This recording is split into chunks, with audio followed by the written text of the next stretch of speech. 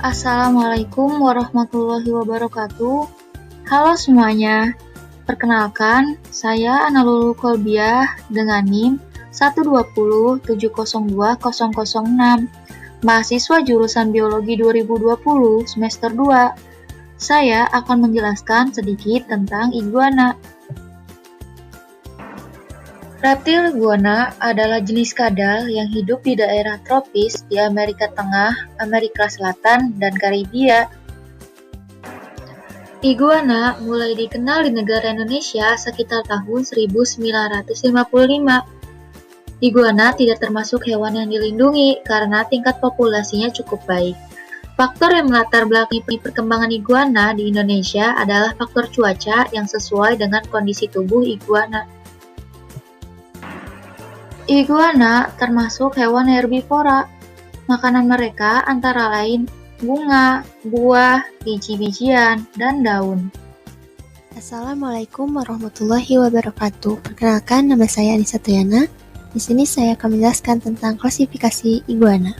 Iguana merupakan salah satu jenis kadal atau lizard yang banyak ditemukan di kawasan tropis Amerika Selatan, Amerika Tengah, dan Karibia. Iguana mempunyai keunikan sendiri dibandingkan jenis kadal lainnya, yaitu salah satu jenis kadal herbivora atau dikenal dengan memakan tumbuh-tumbuhan. Klasifikasi dari iguana hijau yaitu Kerajaan Animalia, Filum Chordata, kelas Sauropsida, ordo Squamata, Upaordo Iguania, famili Iguanidae, genus Iguana, spesies Iguana. Materi selanjutnya akan dijelaskan oleh rekan saya. Assalamualaikum warahmatullahi wabarakatuh. Perkenalkan, saya Siti Nur Hamidah akan menjelaskan jaringan epitel dan jaringan ikat pada iguana. Kapsul lumen terdiri dari epitel kapsuler luar atau parietal dan epitel glomerulus dalam euskera. Sementara di sebagian besar reptil epitel kapsuler adalah squamata. Pada beberapa reptil seperti iguana hijau adalah kuboid. Dibandingkan dengan amfibi, ada pengurangan yang pasti dalam ukuran glomeruli pada reptil. Kadal biasanya lebih kecil. Hal ini merupakan adaptasi yang menghemat air dengan mengurangi aliran urin ke tubulus. Beberapa segmen pada neopom reptil dapat dibedakan secara histologis. Selanjutnya, saya akan menjelaskan mengenai jaringan otot dan jaringan saraf pada iguana. Untuk sistem otot, pada iguana, pada umumnya memiliki modifikasi untuk mendukung organ-organ visceral, berat badan, dan juga untuk memungkinkan beberapa jenis gerakan. Begitu juga dengan otot-otot respirasi telah teradaptasi untuk kehidupan di darat dan berkembang dengan baik. Iguana yang termasuk jenis reptilia memiliki sistem otot daging yang lebih kompleks bila dibandingkan dengan amfibia, karena otot daging harus mendukung tubuh di daratan yang bersifat lebih berat daripada di dalam air. Selain itu juga untuk gerakan-gerakan yang sifatnya harus cepat.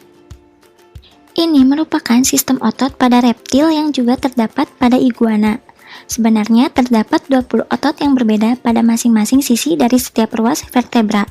Otot-otot tersebut menghubungkan antara satu vertebra dengan vertebra yang lain, antara vertebra dengan tulang rusuk, dan antara tulang rusuk dan vertebra dengan kulit, serta membantu membentuk dan mengontrol lekukan tubuh. Otot-otot pada dinding abdominal tidak mengalami segmentasi dan memiliki 3 lapisan, yaitu eksternal oblique, internal oblique, dan abdominal transversal. Otot-otot hipaksial pada dinding tubuh bagian dada dikenal sebagai otot-otot interkosta, membantu mengangkat dan menurunkan sangkar rusuk dalam proses respirasi. Otot-otot pada tungkai, gelang bahu, dan gelang pinggul terdiri dari otot-otot ekstensor, dorsal, dan otot-otot flexor ventral. Otot-otot pada lengkung faringeal yang pertama berlanjut untuk menggerakkan rahang, sedangkan otot-otot pada lengkung faringeal yang kedua menempel pada rangka hyoid. Otot-otot pada sisa lengkung berhubungan dengan faring dan laring. Otot-otot integumen ekstrinsik menyisip pada permukaan bawah dermis dan memungkinkan gerakan bebas bagi kulit. Selanjutnya ada fungsi-fungsi otot pada iguana.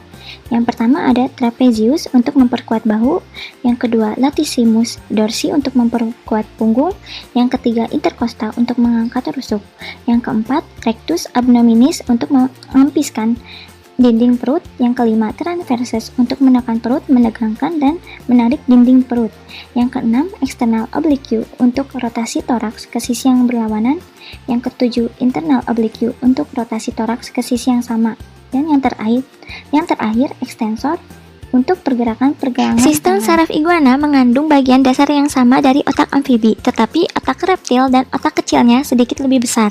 Terdapat 12 pasang saraf kranial dan juga terdapat otak dengan 2 lobus olfaktorius yang panjang, hemisfer cerebral, 2 lobus opticus, cerebellum, medulla oblongata yang melanjut ke korda saraf. Di bawah hemisfer cerebral terdapat tractus opticus dan syaraf opticus, infundibulum dan hipofisis. Pada lidahnya terdapat kuncup-kuncup perasa dan terdapat organ pembau pada rongga hidung. Assalamualaikum, perkenalkan nama saya Banyu Alam Purnama. Di sini saya akan membahas mengenai sistem pernapasan dan sistem pencernaan pada iguana. Sistem pernapasan iguana. Iguana bernapas menggunakan paru-paru. Paru-paru pada reptil berkembang lebih baik daripada amfibi. Paru-paru digunakan untuk pertukaran karbon dioksida dan oksigen. Iguana menghirup udara kemudian disalurkan ke dalam paru-paru melalui saluran torakalis yang besar. Mekanisme ini diperoleh dengan cara mengembangkan tulang rusuk dadanya karena reptil tidak memiliki otot diafragma. Mekanisme pernapasan diawali dengan mengubah volume rongga tubuh di mana kontraksi antara otot-otot mampu menggerakkan tulang rusuknya, yang mengakibatkan volume rongga tubuh meningkat dan tekanan udara menurun sehingga udara masuk ke dalam tubuh, begitupun sebaliknya.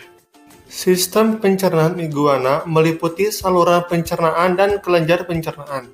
Pada saat juvenil, iguana memiliki gigi telur untuk merobek cangkangnya saat menetas, dan kemudian gigi tersebut akan tanggal saat menuju dewasa.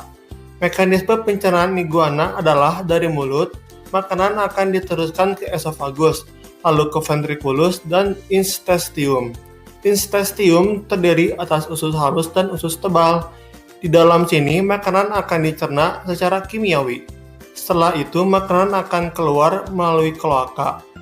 Kelenjar pencernaan pada iguana meliputi hati, kantung empedu, dan pankreas. Bagaimana? Mudah bukan? Materi selanjutnya akan dibahas oleh teman saya.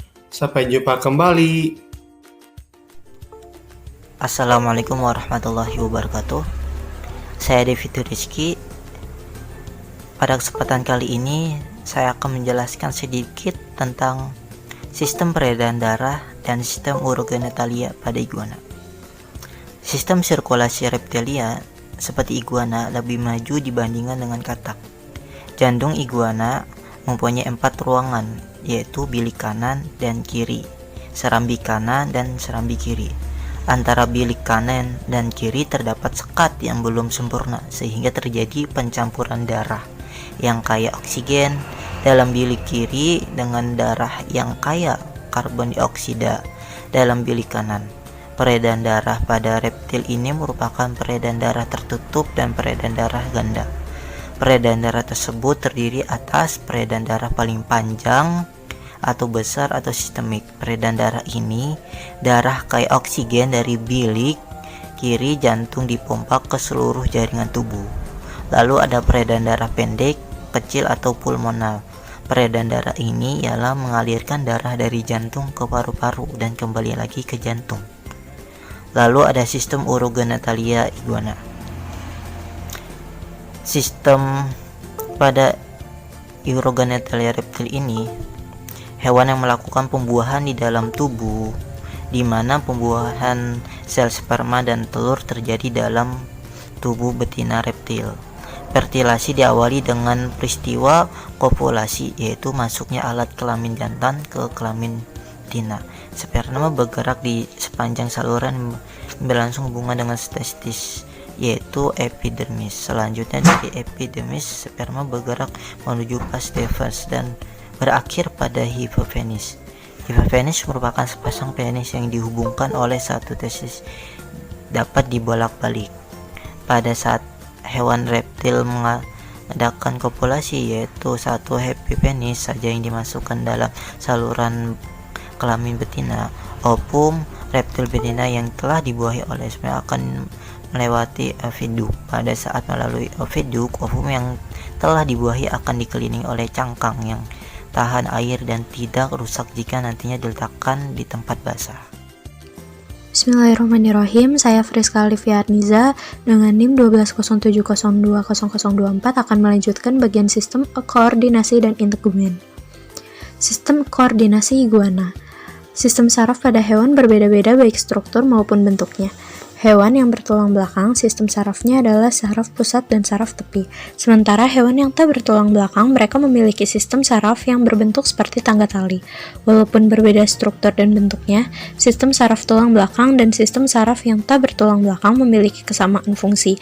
Adapun fungsinya adalah dari sistem sarafnya mengatur dan mengendalikan kerja alat-alat tubuh, mengetahui perubahan yang terjadi pada lingkungannya, serta mengatur dan mengendalikan tanggapan terhadap rangsangan yang datang dari lingkungannya. Sistem saraf reptilia terdiri atas sistem saraf pusat dan sistem saraf tepi. Di bagian otak besar, lobus olfaktorius yang merupakan pusat penciuman berkembang dengan baik, sehingga indera penciumannya lebih tajam. Tubuh reptil umumnya tertutupi oleh sisik-sisik yang beraneka bentuk, kecuali anggota suku Amphibiasnidae yang tak bersisik. Sisik-sisik itu dapat berukuran amat halus seperti halnya sisik-sisik yang menutupi tubuh cicak, ataupun berukuran besar seperti yang dapat kita amati pada tempurung kura-kura. Sisik-sisik itu berupa modifikasi lapisan luar atau epidermis yang mengeras oleh zat tanduk dan terkadang dilengkapi oleh pelat-pelat tulang lapisan bawahnya yang dikenal sebagai osteoderm. Beberapa bentuk sisik yang umumnya pada reptil adalah sikloid atau cenderung datar membundar, granular atau berbingkul-bingkul, dan berlunas atau memiliki gigir memanjang di tengahnya seperti lunas perahu. Perbedaan bentuk dan komposisi sisik-sisik ini pada berbagai bagian tubuh reptil biasa digunakan untuk mengidentifikasi spesies hewan tersebut. Integumen pada reptilia umumnya juga tidak mengandung kelenjar keringat. Lapisan terluar dari integumen yang menanduk tidak mengandung sel-sel saraf dan pembuluh darah. Bagian ini mati dan lama-lama akan mengelupas. Permukaan lapisan epidermal mengalami keratinisasi. Lapisan ini akan ikut hilang apabila hewan berganti kulit. Pada kalotes atau bunglon, integumen mengalami modifikasi warna. Perubahan warna ini dikarenakan adanya granula pigmen dalam dermis yang terkumpul atau menyebar karena pengaruh yang bermacam-macam. Pada kalotes atau bunglon, perubahan ini relatif cepat karena selalu di bawah kontrol sistem. Reptilia merupakan salah satu kelas dari vertebrata yang terdiri dari 3 ordo, yaitu ordo Testudinata atau Selonia, ordo Squamata, dan ordo Crocodilia atau Loricata.